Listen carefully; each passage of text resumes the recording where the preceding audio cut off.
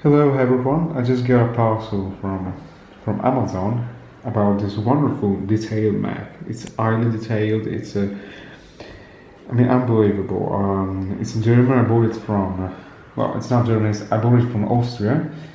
It's all written in German, it's original, it dates back, it's a reproduction, it's a replica of a map dating back 1890 of Austria Hungary. And in fact, as you can see, Entworfen von Gustav Freytag. Maßstab. So okay, so this is the scale. Wien, so it was drawn in Vienna. Of course, so it was the capital and still is to this day. And I will be giving you a detailed description of the empire. I'll be giving you some quick information of each province of the dual monarchy, taking advantage of this lovely sunny day.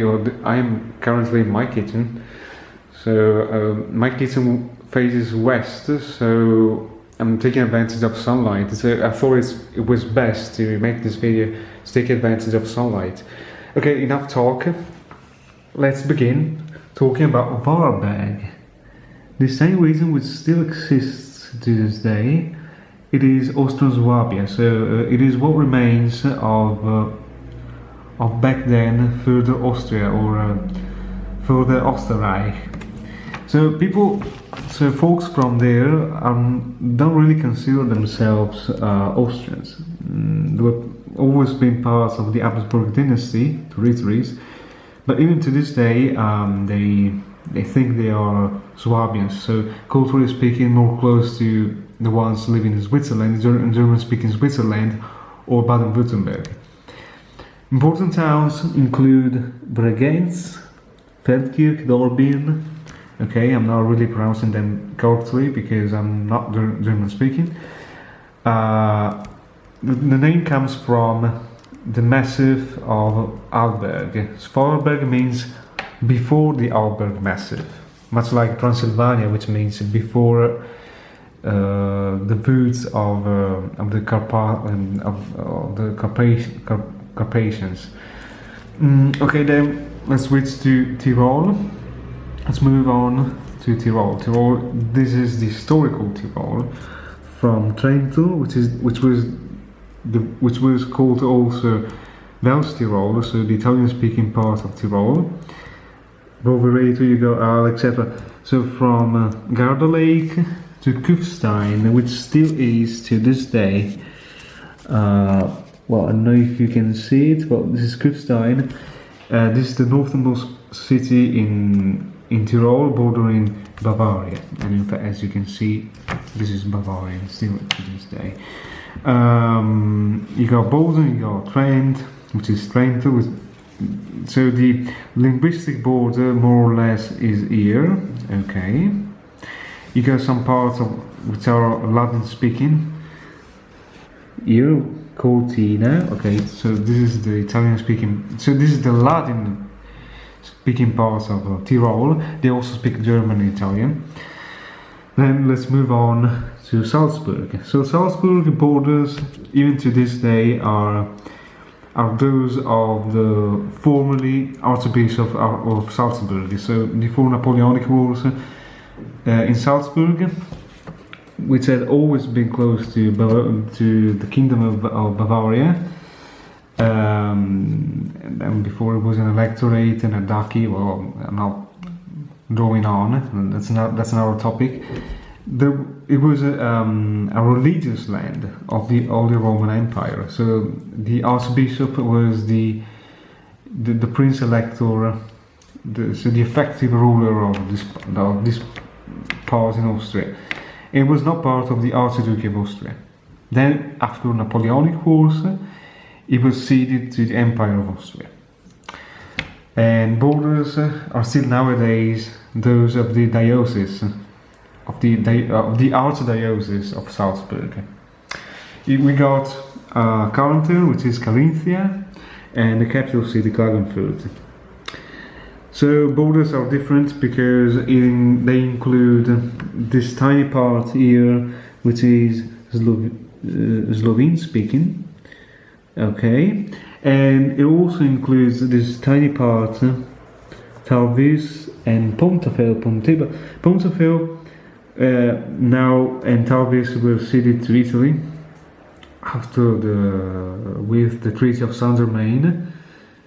So the border dates back 1999. So the borders are slightly bigger and different. We got the princely county of Gorica and Gradiška, which includes, pretty much Eastern Friuli region, which nowadays is part of Italy, the free port of Trieste, and then Istria.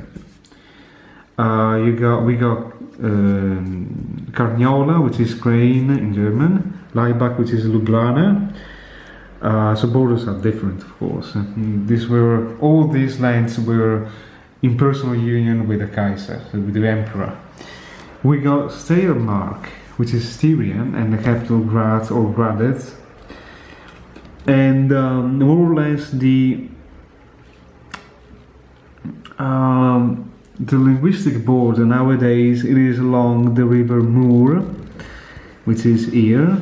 Okay, so this part of Styria has always been Slovenian speaking. So in fact we got Marburg, which is Maribor, we got Sili, which is Celje, and then we got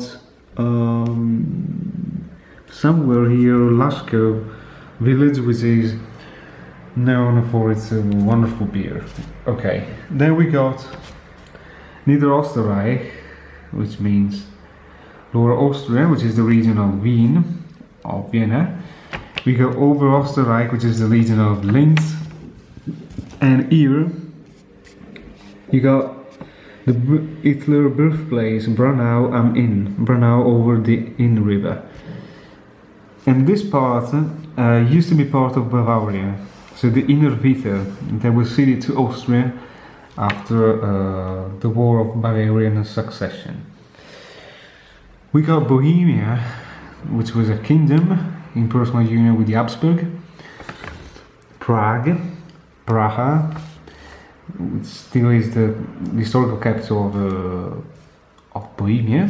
And then we got Brünn, which is Brunel, the historical capital of the Margravate of Moravia. And somewhere here we got Austerlitz, famous for the namesake battle that pretty much marked the end and the collapse of the Holy Roman Empire. We got a tiny bit of Schlesien, which is Silesia, which was ceded to Prussia. The German Reich is this one. Okay, we got the Russian Empire here. Okay, then we got I don't really consider it Austria, because the historical Austria, because Galicia and Ruthenia and Bukovina were historical regions of the Kingdom of the Congress of the Polish Lithuanian Commonwealth, and there were lands that the Austrians acquired after the triple partition of Poland-Lithuania. And the town of Krakow, which is Krakow, was very close to the border with Russia. And the Vistula River is this one, so that marks the border between Austrian and Russian lands. We got Lemberg, which is nowadays in Lvov, which is nowadays in Ukraine. Przemysl, which was a fortress town, much like Verona back then when Veneto region was part of Austria. We got Bukovina, which was Ukrainian and Romanian speaking. And then of course we got Bosnia. Then I'll talk about Hungary then. I'm not forgetting about Hungary. It is very important. But I'm just talking about I just want to talk about Austrian regions first. And the newly annexed Bosnia and Herzegovina. which were formerly part of the Ottoman Empire. Then let's move on to, so that's part of the video. So the Kingdom of Hungary, also called Transylvania, the biggest part of the dual monarchy. So let's be quite precise about this. The Italian-speaking town of Fiume was the only Italian-speaking town of the Kingdom of Hungary, and was also the only port, civil port of the Kingdom of Hungary. You got Croatian, which is Croatia, so continental Croatia, which doesn't include Dalmatia, because Dalmatia was part of the Republic of Venice and then was ceded to Austria. So continental central Croatia was part of Hungary, as you can see, and Zagreb is Zagreb. Many places and toponyms on this map are actually written in German and Hungarian, depending on if they are part of Transylvania or Cisleithania. So Cisleithania is basically the Austrian crown, and Transylvania is basically the Hungarian crown.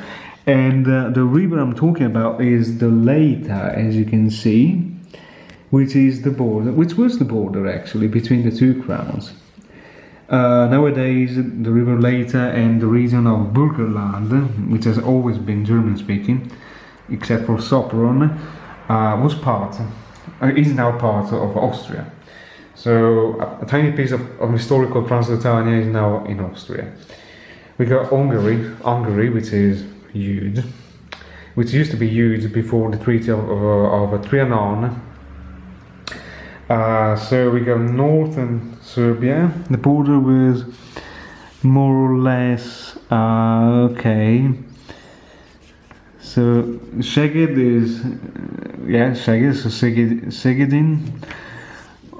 Somewhere here we got so Kikinda is in Serbia nowadays. So the border is now more or less here, and this area around here was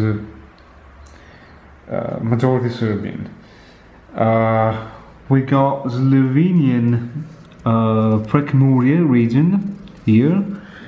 This tiny town of Lenti is now part of Hungary, and the Prekmurje region was pretty much part of Transylvania, so the Kingdom of Hungary. It was Slovenian speaking, including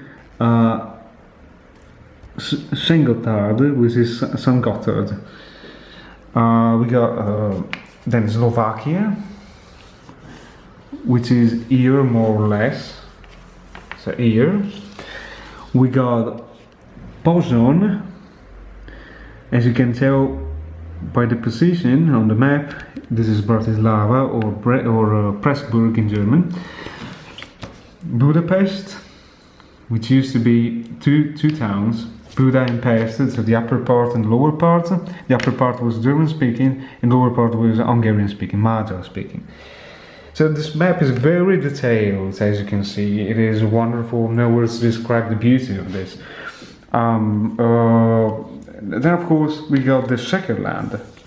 This region here, nowadays, still to this day, it is Hungarian speaking. There are many Hungarians living here. It is incredible.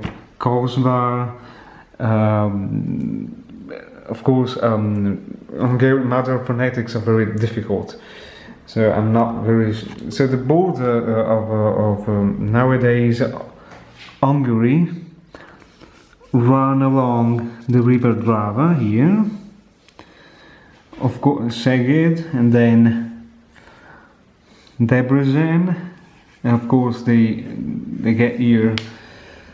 They get here, of course, because all this part, Transylvania, so all this part is nowadays part of Romania, because it was a majority, it was Romanian speaking majority. It has always been, and of course there are some. To this day, there are also some German-speaking areas, tiny bits, like the town of. Well, I'm not talking about Brasov. I'm talking about Sibiu. Well, I'm not sure. He's somewhere here. It is very little, but that is a German-speaking island. Okay, so more or less this is the map. I will show you a little more details. Verlag, Freitag, Bert Wien, so it was drawn in Vienna.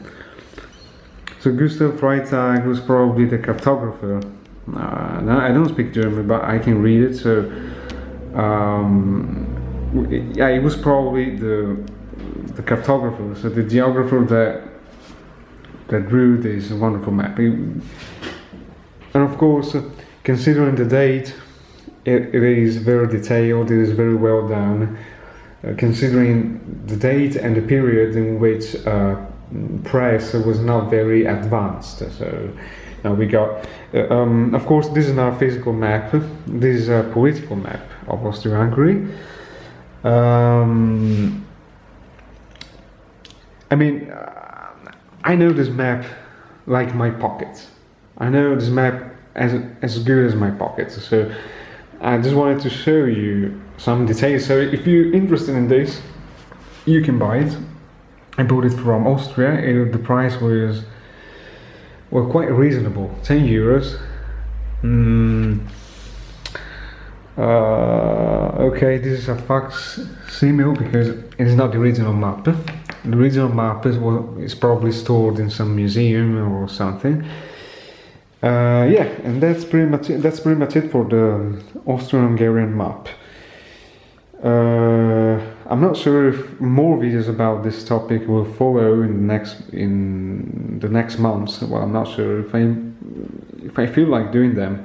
I will upload some videos about Austria-Hungary because this is a topic I've never talked about in my videos, and honestly, it's well worth it.